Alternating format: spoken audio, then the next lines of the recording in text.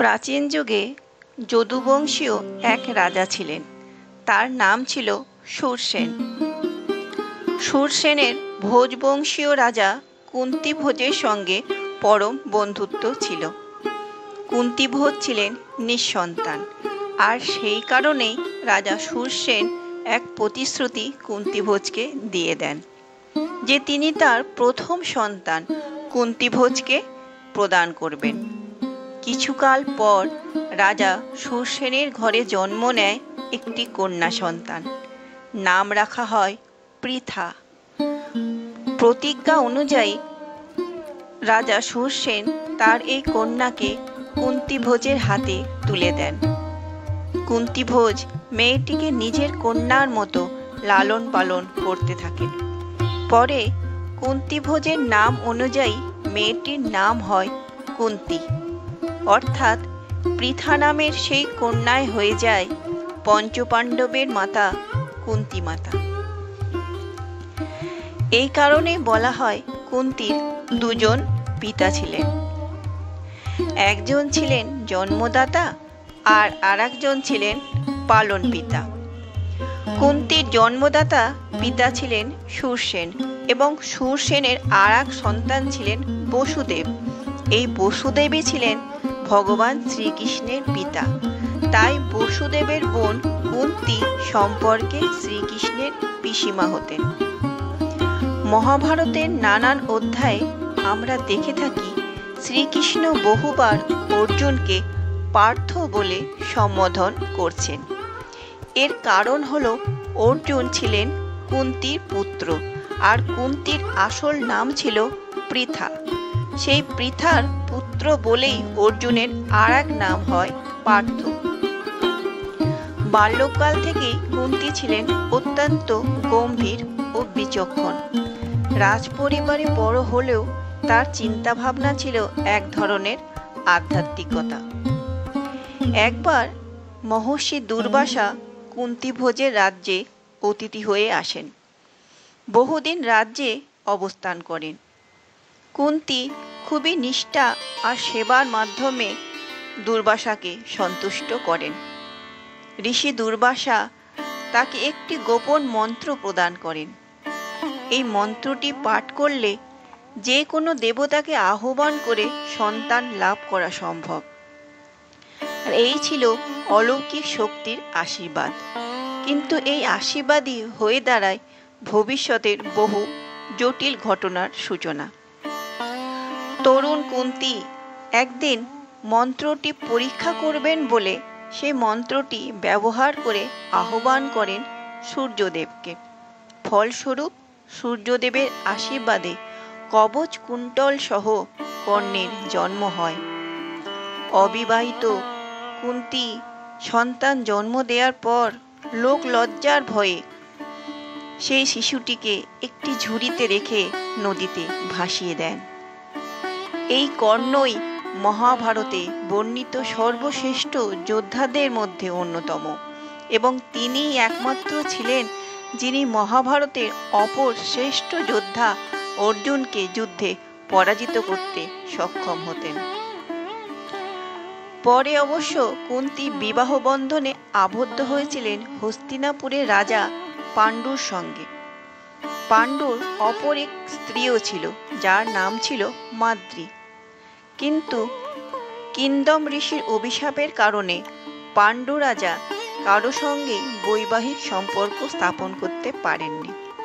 তিনি দাম্পত্য জীবন ত্যাগ করে বনবাস নেন। কুন্তি আর মাদ্রীও তার সঙ্গী হন। সন্তানহীন পাণ্ডু একদিন জানতে পারেন কুন্তির সেই আশীর্বাদের কথা, যে কুন্তি মন্ত্র পাঠ করে যে কোনো দেবতাকে আহ্বান করে তাদের সন্তানের মা হতে পারে। তখন কুন্তি সে মন্ত্র ব্যবহার করে ধর্মরাজ যুধিষ্ঠির এবং পবনদেব থেকে ভীম, ইন্দ্রদেব থেকে অর্জুনকে লাভ করেন।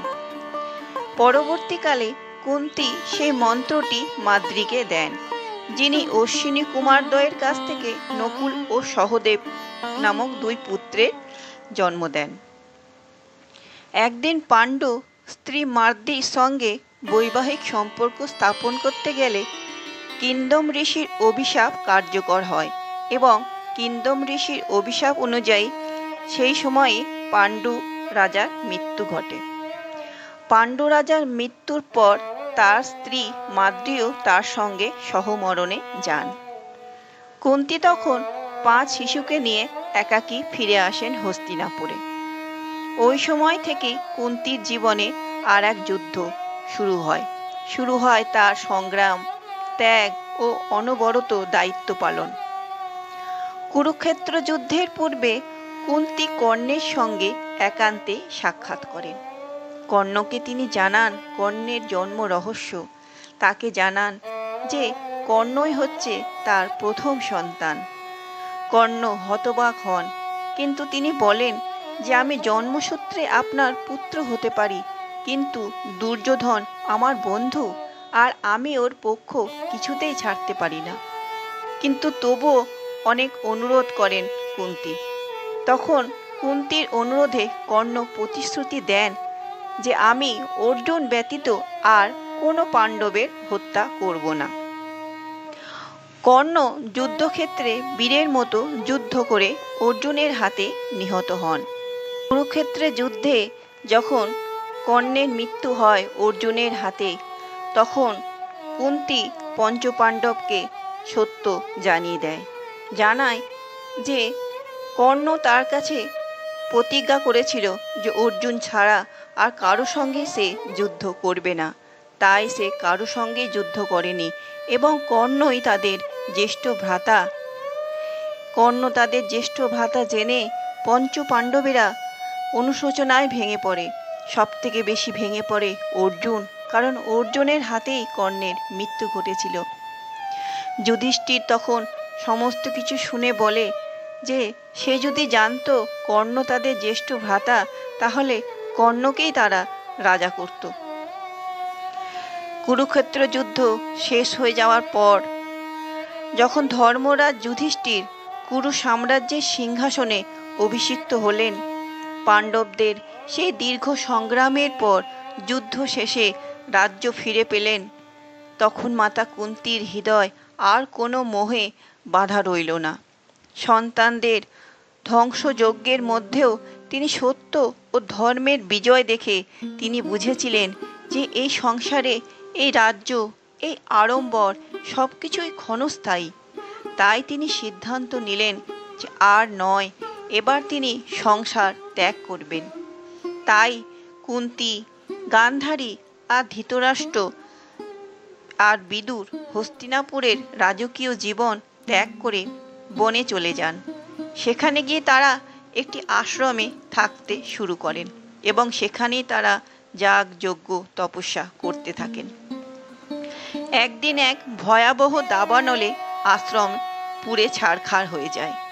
ধৃতরাষ্ট্র, গান্ধারী, কুন্তী এবং বিদুর সেই দাবানলে আটকা পড়ে মৃত্যুবরণ করেন। অগ্নিকাণ্ডে কুন্তী এবং গান্ধারী, ধৃতরাষ্ট্র, বিদুর সকলেই মৃত্যুবরণ করেছিলেন বলে জানা যায়। কুন্তী ছিলেন যোগিনী এবং এক আত্মত্যাগী মা, এক পরিপূর্ণ নারীত্বের প্রতীক। দর্শক বন্ধুরা, আমার আজকের এই ভিডিও যদি আপনাদের একটুও ভালো লেগে থাকে, ভিডিওটিতে লাইক দেবেন আর আপনাদের মতামত অবশ্যই আমাকে কমেন্ট করে জানাবেন।